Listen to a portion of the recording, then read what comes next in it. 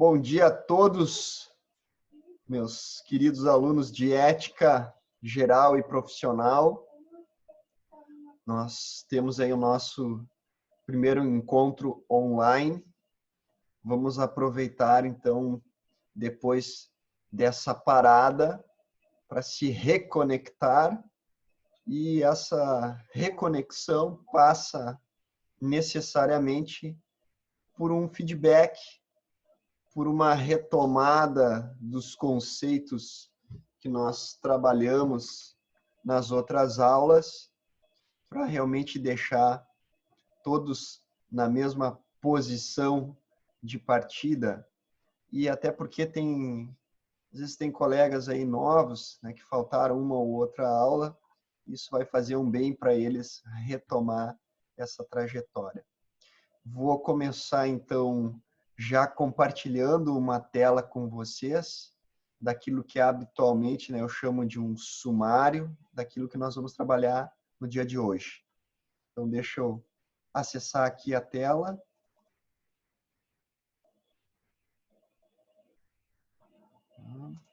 Deixa eu fechar as notícias. Maravilha. Então, aqui, ó,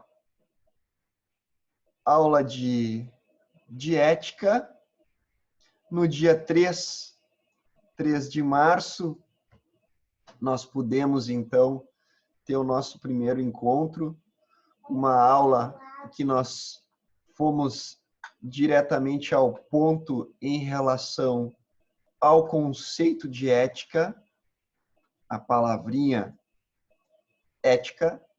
Nós chegamos à proposta de que ética significa, então, comportamento. Ética não é vocabulário, ética não é apenas teoria, ética é predominantemente uma ação. É a forma como a gente se comporta com as outras pessoas.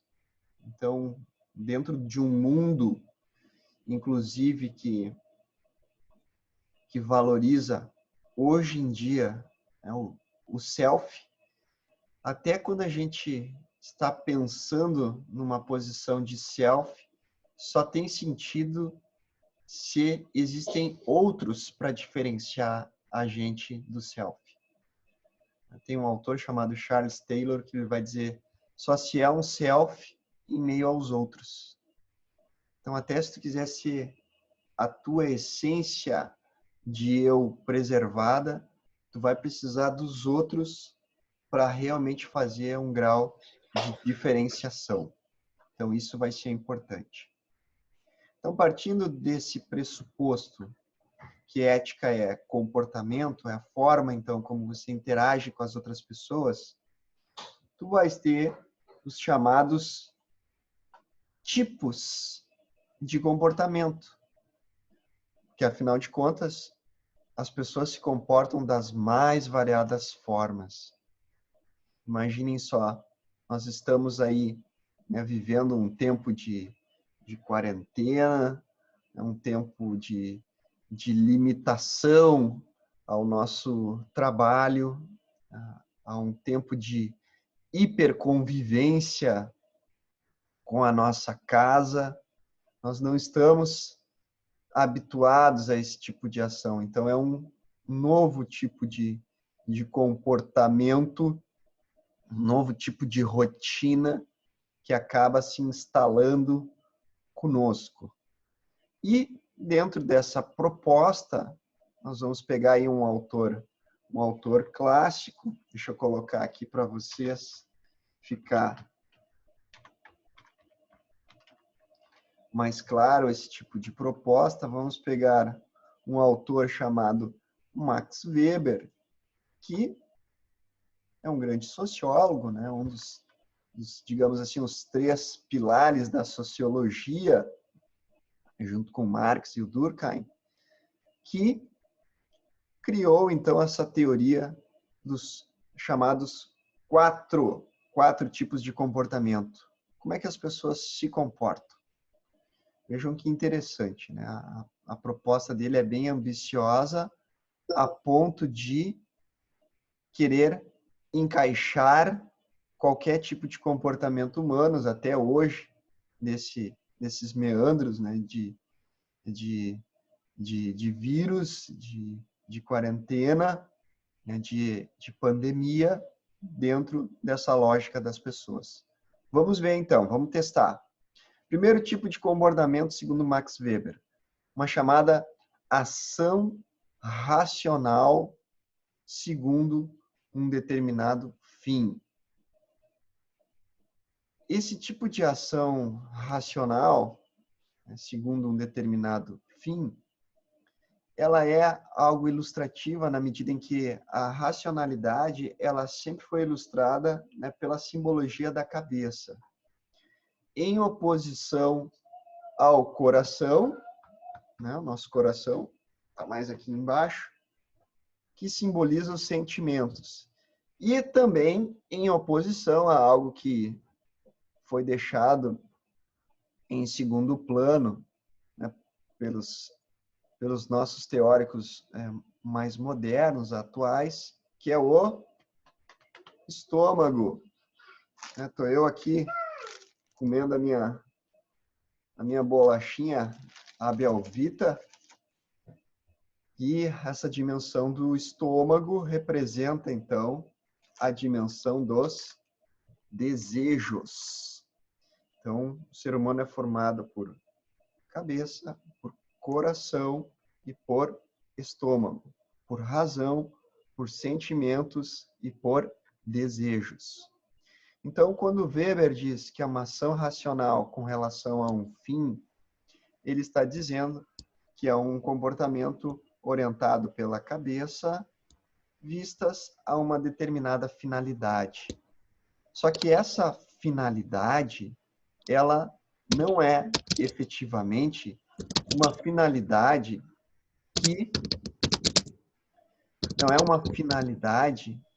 que possui qualquer obstáculo em relação a um meio. Vejam que o fim é priorizado e o meio não é priorizado. O meio seria, então, qualquer comportamento ético, qualquer comportamento que possa realmente ser colocado dentro dessa sistemática.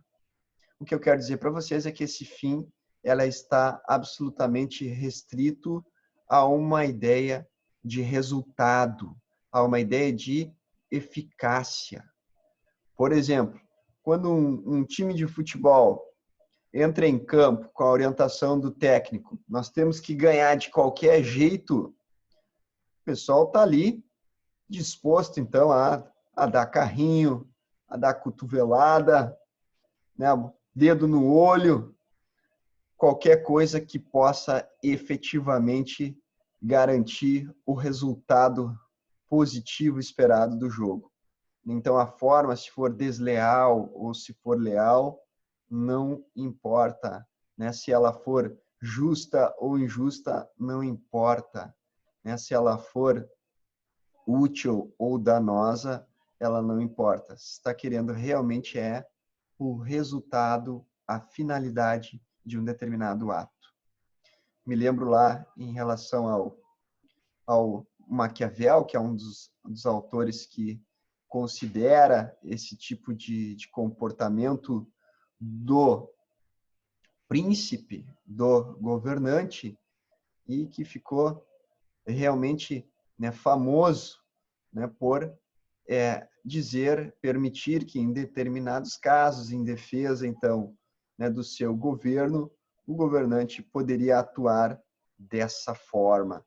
Então, algo que não é nenhuma novidade para nós.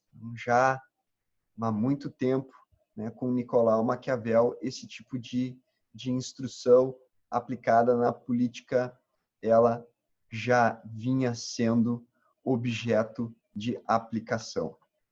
Vamos voltar lá para a nossa tela.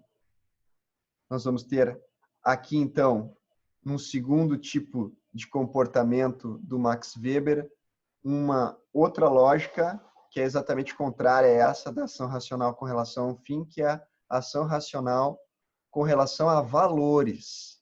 Quem tiver aí com o seu caderno, com as suas anotações em mãos, vai poder, então, vê que essa ação racional, também orientada pela cabeça, com relação a valores, o que importa aqui não é o fim, não é o resultado, é o meio, é o princípio que orienta a pessoa. Nós tínhamos conversado anteriormente que determinadas ações vão realmente ser muito mais valorizadas a partir da fidelidade dela a um determinado princípio. Eu me lembro que nós tínhamos conversado, né, sobre um filme em sala de aula. Deixa eu ver se eu acho aqui o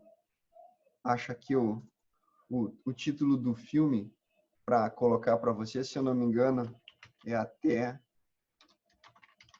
o Último Homem. Vamos ver se é esse aqui, checando, né, que é o rapaz, então, que vai para a guerra sem esse mesmo. Esse filme aqui que eu queria mostrar para vocês. Esse filme é Até o Último Homem.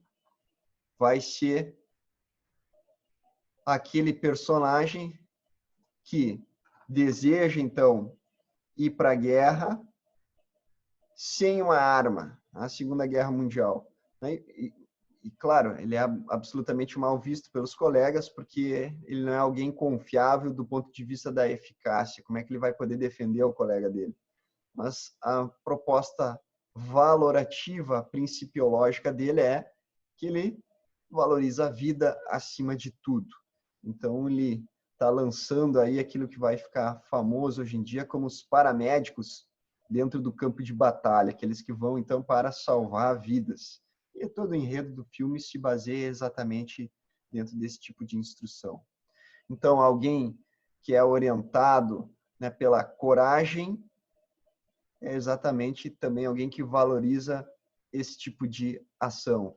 Alguém que respeita as regras está realmente demandado a muitas vezes não atingir um determinado resultado como gostaria. Alguém que frauda está realmente sujeito àquela outra categoria da ação racional com relação a fim. Aquele que é honrado está dentro de um plano de ação racional com relação a valores. Então, tipos de comportamento que podem ser enquadrados de um jeito ou de outro. Meus amigos, vamos adiante. Vamos para o terceiro tipo de comportamento, segundo Max Weber, a chamada ação afetiva. A ação afetiva, ela já é aqui, né, um corte em relação à cabeça, à racionalidade, na medida que ela muda de plataforma para o coração, para os sentimentos. A ação afetiva, então, segundo não Max Weber, é tudo aquilo que é orientado pelos nossos sentimentos. A pessoa não usa a razão para controlar os seus sentimentos, ou até usa a razão para potencializar os seus sentimentos.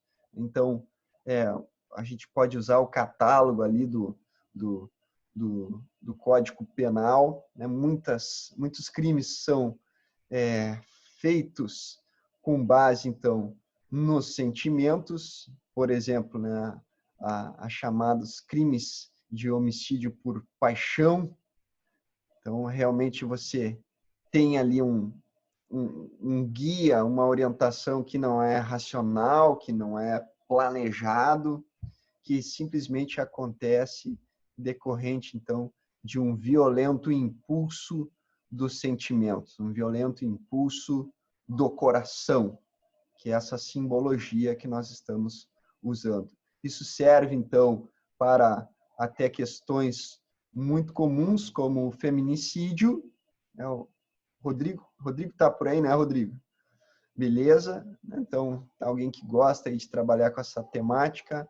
A questão da Lei Maria da Penha, ela é muito impulsionada por isso. Não são atos, em sua maioria, racionais, são atos irracionais, decorrentes, então, de uma afetividade descontrolada. Lembre-se, pessoal, tudo aquilo que é do coração não é tudo aquilo que é positivo. Tem coisas que são negativas, tem sentimentos que podem ser associados a isso.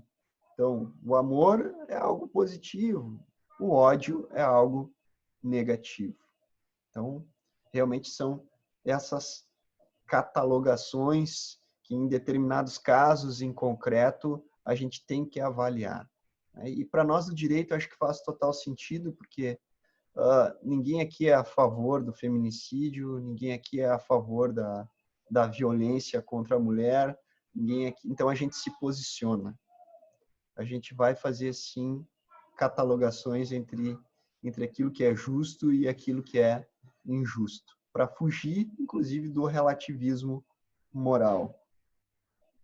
Depois, para a gente ir encaminhando aqui o nosso autor Max Weber, fechar a revisão do primeiro dia, o Weber, então, vai colocar como último tipo de comportamento, a chamada ação tradicional, quarto e último tipo. Veja que eu já adiantei o ponto 3, colocando os exemplos para a gente embalar esse tipo de ação. Com essas predominâncias, né, de comportamento, nós vamos ver que a ação tradicional ela se destaca das outras porque ela é transformada em um determinado hábito. Um hábito que pode ser racional ou pode ser irracional. Depende efetivamente a forma como se trabalha com isso. Sempre gosto de relembrar para vocês da piada, né, do marido que faz lá um excelente ceia de Natal, né, um peru com, né, um molho de maracujá e de tomates delicioso, um em cada metade do prato. E aí a esposa, né, muito curiosa, pergunta para ele, mas por que vocês gostam de fazer o peru nesse prato maravilhoso, mas cortado ao meio? E aí o marido diz, olha, não sei, eu aprendi com meu pai, é uma tradição, mas ele vai chegar aqui e vai me explicar. Aí chega o pai na ceia de Natal e eles perguntam para ele. E o pai responde, olha, eu não sei também, mas porque foi o meu pai que também criou essa receita. E eu vou perguntar para ele agora quando chegar. E não se preocupe, porque foi, né, o vô que efetivamente criou ela, então não vai até o infinito.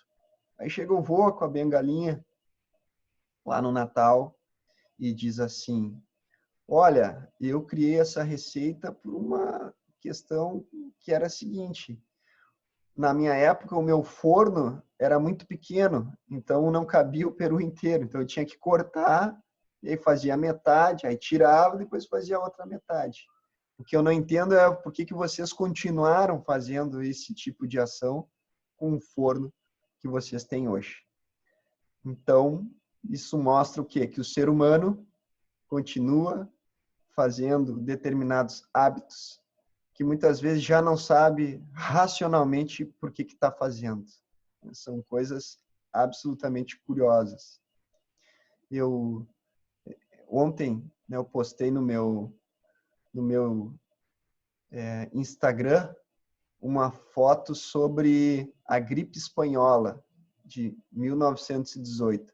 E eu aproveitei também para estudar um pouco de outras doenças que aconteceram e afetaram o Brasil, né, como a varíola, né, tinha também várias revoltas que aconteceram, e aí a gente vê que é um hábito do ser humano se revoltar contra determinados remédios que são propostos, determinadas proposições médicas, porque realmente você tem, né, uma certa revolta que está sempre acontecendo com o passar do tempo e muitas vezes a gente não sabe explicar o porquê. E, aliás, isso só fica claro depois que passa esse tipo de período. Então, também é um exemplo, né, de ações tradicionais que a gente não sabe ao certo o que acontece. Meus amigos, então com isso a gente encerra esse ponto de revisão. Deixa eu compartilhar a tela aqui de novo com vocês. Esse ponto da aula, então, de 3 de março, tá? Para o pessoal aí que chegou há um tempinho. Deixa eu mostrar aqui esse ponto 2 da aula de 10 de março para a gente encerrar a nossa revisão, que eu intitulei, então, como Ética em Alasdair MacIntyre. Nós pegamos um determinado autor para trabalhar hoje em dia, peguei um clássico, MacIntyre, e a gente viu que é um autor ainda vivo, né? Tá velhinho, não sei se vai sobreviver ao coronavírus, nasceu em 1929, mas vamos ficar atento a isso. E ele colocou algumas características da atualidade do nosso comportamento ético. Também são 4, assim como as características do Weber. Vamos ser aqui mais objetivos em relação a isso, na medida em que elas já estão aqui colocadas.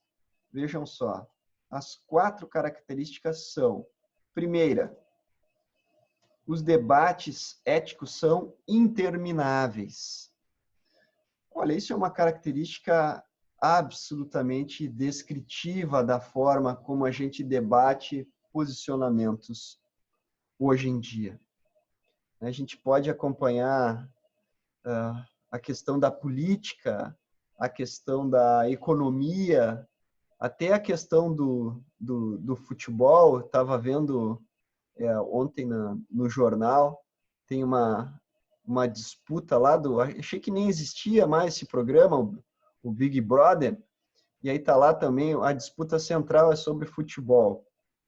Então, isso é interminável. Isso é uma característica que realmente interessa a quem quiser procrastinar o diálogo em cima dessa temática. Isso dura mais do que DR. Nenhum colega de vocês falou, né? Discutir relação, nossa, isso é interminável. Aliás, só termina porque a gente tem aula para poder participar, porque tem o trabalho para poder se deslocar, senão, se pudesse, entraria aí vários turnos adentro conversando. Então, a interminabilidade é uma característica dos debates intermináveis hoje. A questão é, por que os debates são intermináveis? Aí nós temos a segunda característica que justifica a primeira, que é a ausência de parâmetros objetivos. Quando as pessoas perdem um parâmetro comum entre elas, a objetividade, então elas estão fadadas a discutirem eternamente sobre um determinado ponto, sobre aborto, sobre pena de morte, sobre segurança pública, sobre pandemia, sobre o que for. Quando eles estão falando com critérios distintos, é realmente algo que nós vamos aí ver muito tempo nas manchetes de jornais, na televisão, no YouTube, no Instagram, que vai longe esse tipo de temática. É como um casal que perde a objetividade, aquilo que é comum que eles desejam construir. Aí realmente é uma ruptura que está se encaminhando. E esse passo só é acentuado quando, além de se perder a objetividade, você desiste de procurar a objetividade e passa, então, a confiar as tuas escolhas numa dimensão subjetiva. Quando tu escolhe uma dimensão subjetiva, bom, daí tu mergulha necessariamente em ti, né? E nós já estamos realmente dentro de uma característica que é a característica atual do self, e nós mergulhamos naquilo que acaba nos restando, que é o chamado emotivismo. O emotivismo nada mais é do que realmente acentuar as nossas características afetivas, segundo chamou o Max Weber. Curiosamente, nós vamos ter, então, um comportamento hoje predominantemente emotivo e irracional. A gente adere o que a pessoa está falando se a gente se identifica com ela, se a gente gosta dela. Se a gente não gosta, a gente não adere. Eu estou recebendo um aviso aqui no meu Zoom que vai cair a conexão. Então, lembrem-se de que se cair a reunião, vamos reconectar com o mesmo ID para poder continuar a nossa aula expositiva. Deixa eu deixar de compartilhar a tela aqui, mostrar para vocês, então, que a revisão termina por aqui. E nós vamos ingressar agora, então, num